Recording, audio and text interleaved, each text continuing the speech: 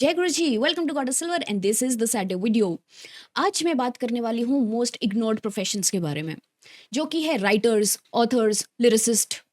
Yes, हम देखकर भी अनदेखा कर देते हैं। It doesn't even exactly this stanza actually goes for them. हमने कभी सर्च नहीं किया फलाने फलाने सॉन्ग का एक्चुअली लिरिक्स किसने लिखा है, like that we are always bothered about the singers, जबकि the base, the origin, the sense of the song actually comes from the lyricist. Start वहीं से हुआ ना, बट हम लोगों ने देखकर भी अनदेखा कर दिया। So recently I came across an artist जिनका नाम है अदब, ADXB। ये एक मिस्टीरियस आर्टिस्ट है। इनका अभी तक कोई फेस रिवील नहीं हुआ। बहुत सारे सॉन्ग्स के ऊपर इन्होंने अभी तक अपना क्रेडिट तक नहीं लिया है। अदब एक पंजाबी लिरिसिस्ट हैं। अभी तक उन्होंने 47 सॉन्ग्स ऑलरेडी लॉन्च कर दिए हैं अलग अलग प्लेटफॉर्म्स पे, जैसे कि स्पॉटिफाई, यूट्यूब एक्सेट्रा। अदब मेरी नज़र में हिडन जेम है। क्यों? क्योंकि वो एक पोएट है, राइटर है, very soon to be author है। उनकी बुक भी आ रही है बाहर। ऑल्सो ये बहुत ही वर्सेटाइल आर्टिस्ट हैं। ये मोटिवेशनल लिख लेते हैं, पंजाबी सैड सॉन्ग्स लिख लेते हैं जिसमें तो इनकी 100% मास्टरी है, एनर्जी पैक सॉन्ग्स लिख लेते हैं, रोमांटिक सॉन्ग्स लिख लेते हैं, और 2025 में आज का आर्टिस्ट गजल्स लिख लेता है ना दम बंदे में? मानते हो कि नहीं? अदब नाम नहीं कहानी है। बचपन से ही रीडिंग में उनका बहुत ज़्यादा इंटरेस्ट था।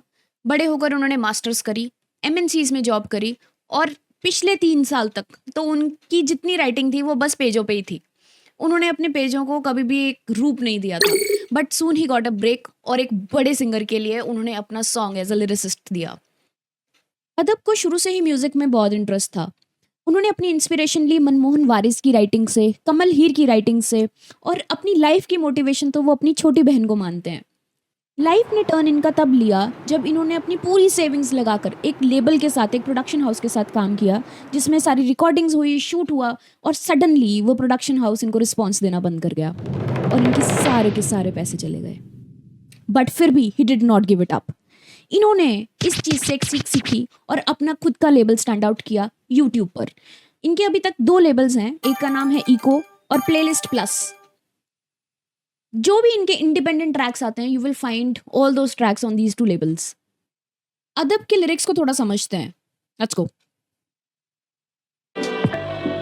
ਐਨਾ ਮਿੱਟੀ ਦੇ ਹੱਥਾਂ ਕਈ ਬਦਲੇ ਅੱਖਰ ਜਿਹੜਾ ਕਲਾ ਨਾ ਦਿਖਾਵੇ ਉਹ ਕਾਹਦਾ ਕਲਾਕਾਰ ਬੱਲੇ ਕੱਖ ਨਹੀਂ ਉਹ ਜਿਹਦੇ ਉਹੀ ਹੁੰਦੇ ਸਲਾਹਕਾਰ। अभी जो हमने सॉन्ग देखा है इसका मैंने ब्रेक डाउन भी दे दिया है।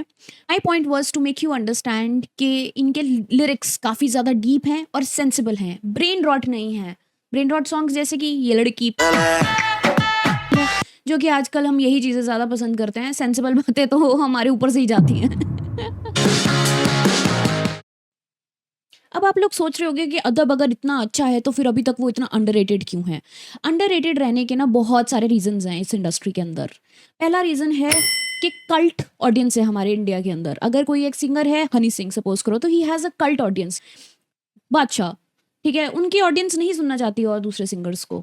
दूसरी बात है नेपोटिज्म। नेपोटिज्म डेफिनेटली मुझे एक्सप्लेन करने की ज़रूरत नहीं है, सिर्फ उन्हीं के ही बच्चे आगे बढ़ी जा रहे हैं, उन्हीं को ही प्रमोट किया जाता है।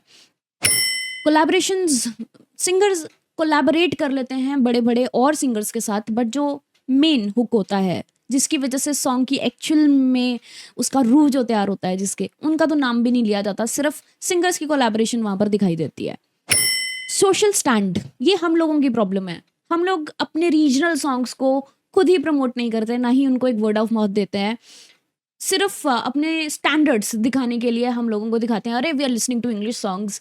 अगर किसी का प्रेफरेंस वो है तो उसकी प्रेफरेंस को हम सुनेंगे रादर देन कि हम अपने दिल की खुद सुने। तो बहुत सारे रीजंस हैं, बहुत सारे, ज़्यादा दूर जाने की ज़रूरत नहीं है, मैं भी उन्हीं में से एक थी।